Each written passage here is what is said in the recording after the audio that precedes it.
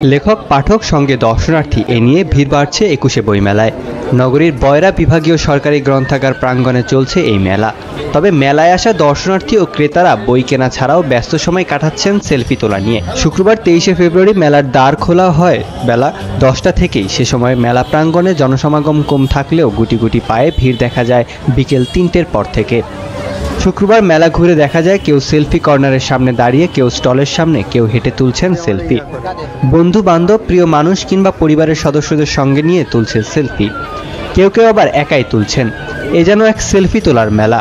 এ সময় কেউ কেউ স্টলে স্টলে ঘুরে ঘুরে বই কিনলেও অনেকেই শুধু ব্যস্ত সময় ছিল খাওয়া দাওয়া, ঘোরাঘুরি আর সেলফি তোলায়। বইয়ের সঙ্গে সেলফিও কম তোলেননি ক্রেতারা।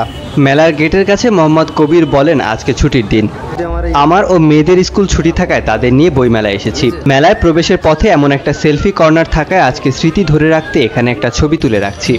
আইন শৃঙ্খলা বাহিনীর তৎপরতা দেখে ভালোই লাগছে। আশা করছি ভেতরের পরিবেশটাও ভালো পাবো। অন্যদিকে একই স্থানে সেলফি তোলার জন্য প্রস্তুতি নিচ্ছিলেন ঈশিতা হালদার নামের বয়রা মহিলা কলেজের এক ছাত্রী। তিনি ছবি তোলার নিয়ে বলেন, মেলায় এসেছি, অনেক ভালো লাগছে। ভালো লাগার সময় সেলফি তুলতে আরও ভালো লাগে। বই কম বিক্রি নিয়ে বিক্রয়কর্মী আরিফা বলেন, দর্শনার্থীরা বই নিয়ে ছবি তুলছেন। ১০ জন বই দেখলেও কিনছেন মাত্র একজন। তিনি আশা প্রকাশ করে বলেন, মেলা তো শুরু হলো মাত্র। আশা করা যায় মেলার শেষের দিকে বই বিক্রি বাড়বে।